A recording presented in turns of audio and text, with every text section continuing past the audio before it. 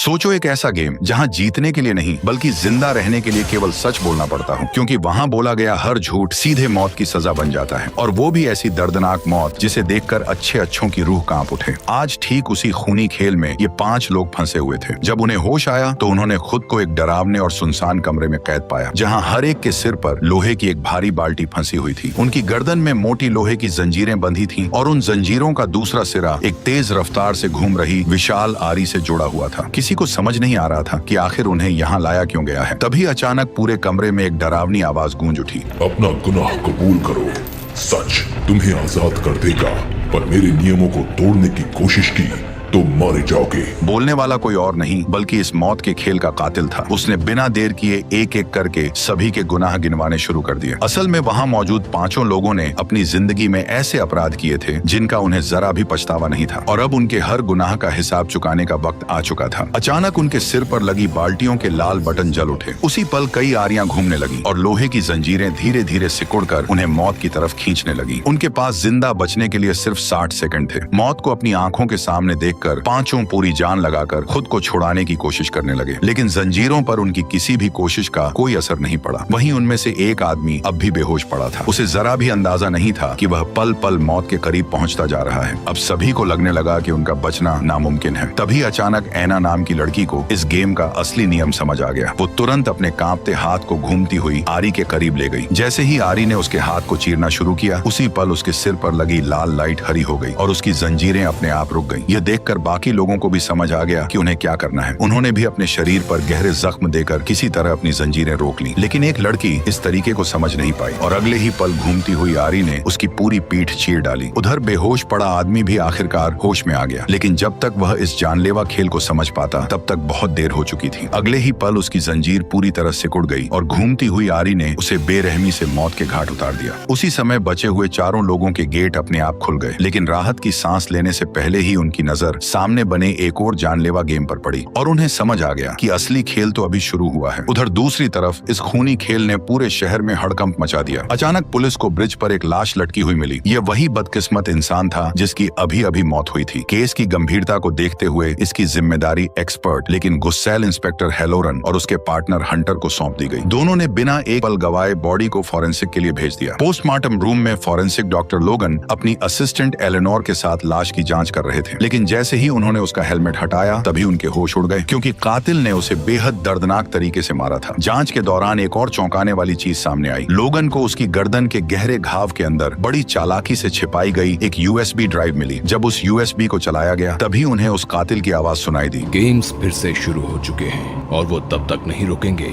जब तक मासूमों के साथ हुए पाप का प्रायश्चित नहीं किया जाएगा। अचानक इंस्पेक्टर के होश उड़ गए। उसे तुरंत एहसास हुआ कि यह आवाज तो 10 साल पहले मर चुके सीरियल किलर जॉन क्रेमर की है। यह सुनते ही पूरे लैब में हड़कंप मच गया, क्योंकि जॉन क्रेमर की मौत को पूरे 10 साल हो चुके थे और ये बात हर कोई अच्छी तरह जानता था। ऐसे में सबके मन में सिर्फ एक ही सवाल घूम रहा था कि क्या 10 साल पहले मर चुका जॉन क्रेमर अभी भी जिंदा है। इंस्पेक्टर इस सवाल का जवाब ढूंढ ही रहा था कि उसी समय मौत का खेल एक बार फिर शुरू हो गया। बचे हुए 4 लोग अगले गेम में पहुंच गए। ठीक उसी वक्त उन्हें सामने से कोई अजीब सी चीज उनकी तरफ आती दिखाई दी। जैसे जैसे वह करीब आई तब उन्हें दिखा कि वह एक डरावना टॉय था जिसके गले में एक सफेद कागज लटका हुआ था। उस कागज पर सिर्फ एक ही शब्द लिखा था, कन्फेस, यानी अपने गुनाह कबूल करो। ये देखते ही 4 के चेहरों का रंग उड़ गया। किसी को समझ नहीं आया कि आखिर वो कहना क्या चाहता है। तभी वह टॉय अजीब सी आवाज निकालने लगा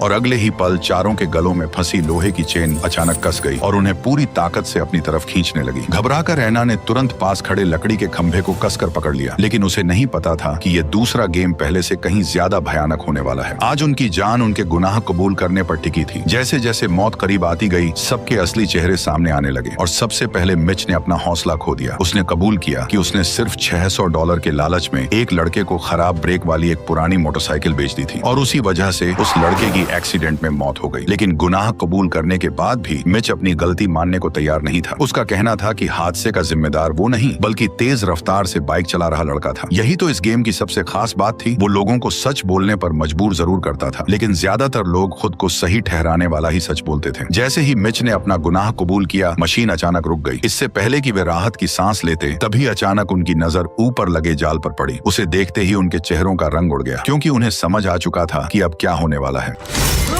अचानक उनके सामने 3 इंजेक्शन आ गए। सच्चाई जानने के लिए मिच ने टॉय में लगा टेप रिकॉर्डर चलाया, जिसमें एक बार फिर कातिल की आवाज गूंजने लगी। कातिल ने एक और ऐसा गुनाह सबके सामने रखा। उसने बताया कि उन चारों में से किसी एक ने एक औरत का पर्स लूटा था, लेकिन वह कोई आम चोरी नहीं थी, क्योंकि उसी पर्स के अंदर उसका अस्थमा का इनहेलर भी रखा हुआ था, जिसकी उसे उसी वक्त सबसे ज्यादा जरूरत थी। इनहेलर न मिलने की वजह से वह औरत तड़प तड़प कर वहीं जमीन पर गिर पड़ी। सबसे दर्दनाक बात यह थी कि जिसने उसका पर्स छीना था वह उसे मरता हुआ छोड़कर इनहेलर समेत वहां से भाग गई, और अब उसके उसी गुनाह का हिसाब चुकाने का वक्त आ चुका था। कातिल ने बताया कि उनके सामने रखे 3 इंजेक्शनों में से 2 में खतरनाक एसिड भरा है, जबकि सिर्फ 1 इंजेक्शन असली दवा का है। अगर उन्होंने सही इंजेक्शन असली गुनहगार को लगा दिया तो चारों की जान बच जाएगी, लेकिन अगर जरा सी भी गलती हुई तो अगले ही पल चारों वहीं मारे जाएंगे। ये सुनते ही चारों के चेहरे का रंग उड़ गया। उन्हें न तो ये पता था कि असली इंजेक्शन कौन सा है और न ही ये कि असली गुनहगार कौन है, लेकिन तभी सबकी नजर कार्ली के पीले चेहरे पर पड़ी। उसी पल उन्हें समझ आ गया कि कातिल उसी की तरफ इशारा कर रहा था। रेयान ने तुरंत तीनों इंजेक्शन उठा लिए और कार्ली से कहा कि उनमें से एक चुन ले, लेकिन मौत को इतना करीब देखकर कार्ली पूरी तरह घबरा गई। उसे डर था कि अगर उसने गलत इंजेक्शन चुन लिया तो सिर्फ उसकी नहीं बल्कि सबकी जान चली जाएगी। इसलिए वह लगातार पीछे हटती रही और कोई भी इंजेक्शन चुनने से साफ इनकार कर दिया। रेयान बार बार उसे हिम्मत करके एक इंजेक्शन चुनने के लिए कहता रहा, लेकिन तभी अचानक लोहे की जंजीरें एक बार फिर कसने लगी और चारों लोग देखते ही देखते हवा में लटक गए, जिसकी वजह से उनका सांस लेना भी मुश्किल होने लगा। जब ऐसा लग रहा था कि अब चारों एक साथ मारे जाएंगे, तभी रेयान ने एक बेहद डरावना लेकिन सबसे सही फैसला लिया और आखिरी पल में उसने तीनों इंजेक्शन पूरी ताकत से कार्ली की गर्दन में घोंप दिए।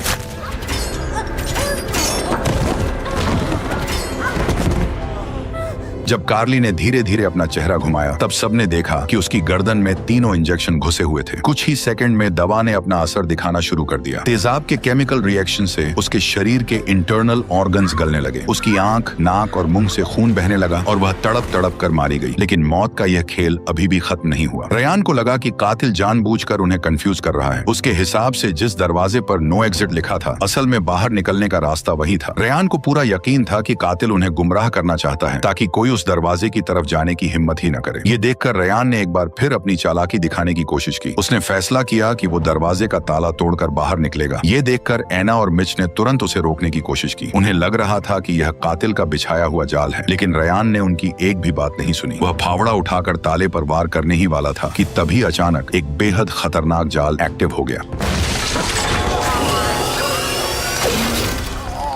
अगले ही पल रेयान की एक टांग स्टील की तार में बुरी तरह फंस गई। जितना वह खुद को छुड़ाने की कोशिश करता, वह तार उतनी ही तेजी से उसकी टांग को कसती जाती, जिससे रेयान दर्द से जोर जोर से चीखने लगा। मिच से उसका दर्द देखा नहीं गया। उसने तुरंत फावड़ा उठाया और जाल पर जोरदार वार कर दिया। लकड़ी हटते ही उन्हें वहां एक और टेप रिकॉर्डर दिखाई दिया, लेकिन इस बार उसे निकालना इतना आसान नहीं था, क्योंकि चारों तरफ तार का बिछाया हुआ जाल फैला हुआ था। मिच ने पास पड़ा एक गार्डन रेक उठाया और उसे बड़ी सावधानी से जाल के बीच में डाल दिया। वह टेप रिकॉर्डर अपनी तरफ खींच नहीं वाला था कि तभी रेक जाल से टकरा गया। अगले ही पल पूरी पुली तेजी से उल्टी घूमने लगी, जिससे रेक एक झटके में टूट गया और रेयान की टांग पहले से और भी ज्यादा कस गई। दर्द के कारण रेयान जोर जोर से चीखने लगा। ये देखकर मिच ने अपनी जान की परवाह किए बिना हाथ सीधे जाल के अंदर डाल दिया और बड़ी सावधानी से टेप रिकॉर्डर बाहर निकाल लिया। जैसे ही टेप चलाया गया, कातिल की आवाज एक बार फिर पूरे कमरे में गूंजने लगी। वह रेयान का मजाक उड़ाते हुए बोला कि वह हमेशा शॉर्टकट ढूंढने की कोशिश करता है और आज उसी शॉर्टकट ने उसकी टांग कटने की नौबत ला दी है। फिर उसने रेयान को बचने का एक तरीका बताया। उसने कहा कि अगर उसे सच में आजाद होना है तो उसके पैर के पास लगा लीवर खींच दो। रेयान समझ नहीं पाया कि आखिर आजाद होने से उसका क्या मतलब था। वह अभी इसी उलझन में था कि दूसरी तरफ एना और मिच बाहर निकलने का दूसरा रास्ता ढूंढते ढूंढते एक छोटे से बंद कमरे में पहुंच गए। लेकिन जैसे ही दोनों अंदर गए, दरवाजा अपने आप बंद हो गया। अब दोनों उसी छोटे से कमरे में फंस चुके थे। तभी सामने लगी स्क्रीन अचानक अपने आप चालू हो गई। अगले ही पल वही डरावना टॉय स्क्रीन पर दिखाई दिया। वो बोला कि अब हमारे गेम का सबसे खौफनाक खेल शुरू होने वाला है। इस बार तुम दोनों के पास बचने का कोई रास्ता नहीं है, लेकिन तुम्हारी जान अभी भी एक इंसान बचा सकता है और वो है रेयान। अगर उसने अपने पास लगा लीवर खींच दिया तो तुम दोनों जिंदा बच जाओगे। इतना कहते ही स्क्रीन बंद हो गई और ऊपर से तेजी से अनाज गिरना शुरू हो गया। शुरुआत में दोनों को समझ नहीं आया कि इसमें खतरा क्या है, लेकिन कुछ ही देर में अनाज तेजी से बढ़ते बढ़ते उनके सिर तक पहुंच गया। अब दोनों दलदल की तरह उसमें धीरे धीरे ढंसने लगे। ये देखकर ऐना जोर जोर से चिल्लाते हुए रयान से तुरंत लीवर खींचने को कहने लगी, लेकिन रयान अभी भी हिम्मत नहीं जुटा पा रहा था। उसे डर था कि कहीं लीवर खींचते ही उसके साथ कुछ अनहोनी न हो जाए। उधर दोनों की मुसीबत लगातार बढ़ती जा रही थी। तभी ऊपर लगी मशीन एक्टिव हो गई और अचानक नुकीले हथियार एक एक करके उनकी तरफ बरसने लगे। एक बड़ा चाकू सीधे मिच के कंधे में जा ढंसा, जबकि कई नुकीली कीलें ऐना के हाथों में घुस गईं। दर्द से तड़पते हुए दोनों बार बार रयान से अपनी जान की भीख मांगने लगे। असल में यह पूरा गेम रयान की परीक्षा लेने के लिए बनाया गया था, क्योंकि कुछ देर पहले उसने अपनी जान बचाने के लिए बिना सोचे कार्ली की बलि चढ़ा दी थी। लेकिन अब बारी उसकी थी, उसे अपनी ही जान जोखिम में डालकर दूसरों को बचाना था। आखिरकार ऐना और मिच की दर्द भरी चीखों ने उसे फैसला लेने पर मजबूर कर दिया। उसने पूरी ताकत से एक जोरदार चीख मारी और लीवर नीचे खींच दिया। आखिरकार उसने अपनी एक टांग देकर अपने दोनों साथियों की जान बचा ली। उधर दूसरी तरफ पुलिस की जांच अब भी किसी नतीजे तक नहीं पहुंची थी। इसी बीच उन्हें कार्ली की लाश भी बरामद हो गई। जांच के दौरान पुलिस को दोनों बॉडीज के नाखूनों में फंसे कुछ ब्लड सैंपल मिले। मामला गंभीर था, इसलिए उन्हें तुरंत डीएनए टेस्ट के लिए भेज दिया गया। लेकिन जब रिपोर्ट सामने आई तो उसे देखकर पूरे पुलिस डिपार्टमेंट में डर का माहौल छा गया, क्योंकि वह डीएनए सिर्फ एक ही इंसान से मैच कर रहा था, जॉन क्रेमर। ये देखकर इंस्पेक्टर का शक और गहरा हो गया। उसे लगने लगा कि कातिल उसके आसपास ही मौजूद है। इंस्पेक्टर को सबसे ज्यादा शक फोरेंसिक लैब में काम करने वाली एलेनोर पर गया, क्योंकि वह जॉन क्रेमर के ट्रैप्स की हद से ज्यादा दीवानी थी। इसीलिए इंस्पेक्टर ने बिना उसे भनक लगे उस पर नजर रखना शुरू कर दिया। जांच के दौरान उन्हें एलेनोर का एक सीक्रेट वर्कशॉप भी मिला, जहां जॉन क्रेमर के कई मशहूर ट्रैप्स की हूबहू कॉपी बनाई गई थी। ये देखकर इंस्पेक्टर का शक और गहरा हो गया। अब उसे पूरा यकीन होने लगा था कि एलेनोर का इस नए कातिल से कोई न कोई संबंध जरूर है। उधर गोदाम में बचे हुए तीनों लोग फिलहाल सुरक्षित थे। जब ऐना रयान के जख्म पर पट्टी बांध रही थी, तभी मिच की नजर ट्रैक्टर के बोनट के नीचे रखे एक टेप रिकॉर्डर पर पड़ी। उसने बिना देर किए उसे प्ले कर दिया। अचानक एक और खतरनाक जाल एक्टिव हो गया। अगले ही पल रस्सियों ने उसे उल्टा हवा में लटका दिया और तभी टेप रिकॉर्डर में उसके गुनाहों की असली सच्चाई गूंजने लगी। कातिल ने बताया कि मिच ने सिर्फ आधा सच कबूल किया था। जिस मोटरसाइकिल को उसने उस लड़के को बेचा था, उसका सिर्फ एक नहीं बल्कि दोनों ब्रेक पूरी तरह फेल थे। लेकिन ज्यादा पैसों के लालच में उसने यह बात जानबूझकर छिपा ली और उसी धोखे की वजह से उस लड़के की एक्सीडेंट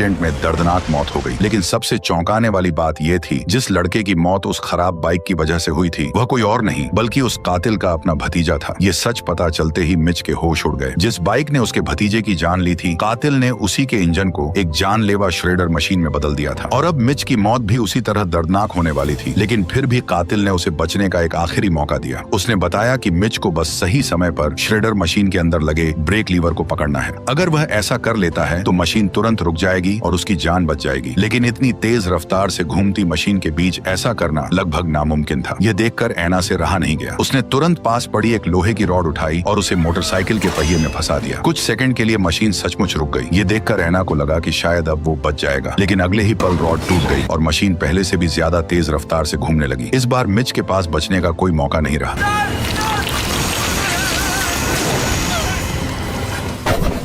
कुछ ही सेकंड में श्रेडर मशीन ने उसका कीमा बनाकर रख दिया। इस पूरे सीन को अगर तुम बिना ब्लर के देख लेते तो कसम से तुम वहीं उल्टी कर देते। उधर दूसरी तरफ लोगों के बीच बढ़ते डर और अफवाहों को रोकने के लिए पुलिस ने जॉन क्रेमर की कब्र खुदवाने का फैसला लिया, ताकि सबके सामने यह साबित किया जा सके कि वह सचमुच मर चुका है। लेकिन जैसे ही ताबूत का ढक्कन खोला गया, तभी वहां मौजूद सभी लोगों के होश उड़ गए, क्योंकि ताबूत के अंदर जॉन क्रेमर का कंकाल नहीं था, बल्कि वहां एक छोटे मोटे क्रिमिनल की लाश पड़ी थी, जिसे सीनियर इंस्पेक्टर ने पकड़ा था। इस घटना के बाद पूरा मामला किसी भूतिया पहेली की तरह उलझता जा रहा था, क्योंकि जिस इंसान की मौत 10 साल पहले हो चुकी थी, उसी का डीएनए अब क्राइम सीन से मिल रहा था। पूरा गेम उसी की आवाज से चल रहा था और अब उसके ताबूत के अंदर किसी दूसरे आदमी की लाश थी। इतने सारे सबूत एक दूसरे से बिल्कुल मेल नहीं खा रहे थे। यह देखकर सीनियर इंस्पेक्टर को पूरा यकीन हो गया कि यह किसी एक इंसान का काम नहीं हो सकता। उसके हिसाब से कोई गैंग जॉन क्रेमर का नाम इस्तेमाल करके मौत का यह खेल चला रही है। उसे पूरा यकीन हो गया था कि इस खेल के पीछे डॉक्टर लोगन और एलेनोर का ही हाथ है। इसीलिए उसने बिना देर किए पूरी पुलिस फोर्स के साथ एलेनोर के सीक्रेट वर्कशॉप पर छापा मार दिया। वहां पहुंचते ही पुलिस ने हर छोटी बड़ी चीज की तलाशी शुरू कर दी। लेकिन तभी सीनियर इंस्पेक्टर की नजर एक सीक्रेट गेट के पास लगे बल्ब पर पड़ी। जैसे ही उसने पास जाकर स्विच ऑन किया, तभी अचानक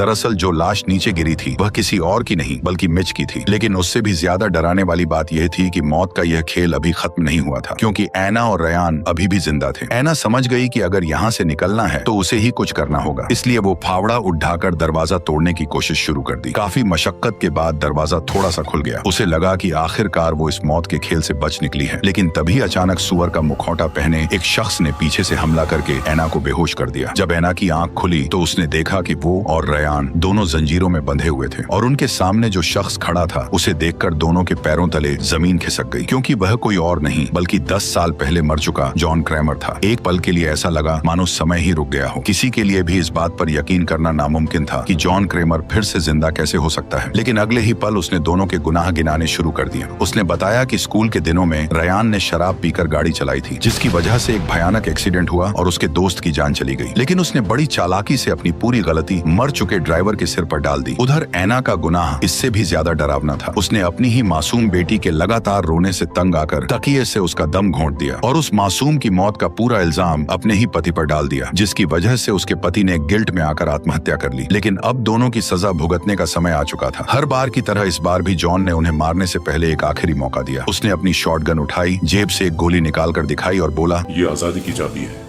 इसके बाद उसने गोली गन में लोड की और बिना कुछ कहे दरवाजा लॉक करके वहां से चला गया। दोनों को लगा कि जॉन क्रैमर चाहता है कि वे एक दूसरे को मार दें, ताकि जो आखिर में जिंदा बचेगा वही इस मौत के खेल से बाहर निकल पाएगा। यह एहसास होते ही कमरे का माहौल पूरी तरह बदल गया। एना ने एक पल भी बर्बाद नहीं किया। वह तुरंत दौड़कर शॉटगन के पास पहुंची, उसे उठाया और सीधे रयान पर तान दी। मौत के डर ने उससे सोचने समझने की ताकत छीन ली थी। रयान उसे बार बार समझाता रहा कि ये भी कातिल के गेम का हिस्सा हो सकता है, लेकिन एना को पूरा यकीन था कि सामने वाले को मारकर ही वह जिंदा बच सकती है। इसलिए उसने बिना देर किए ट्रिगर दबा दिया।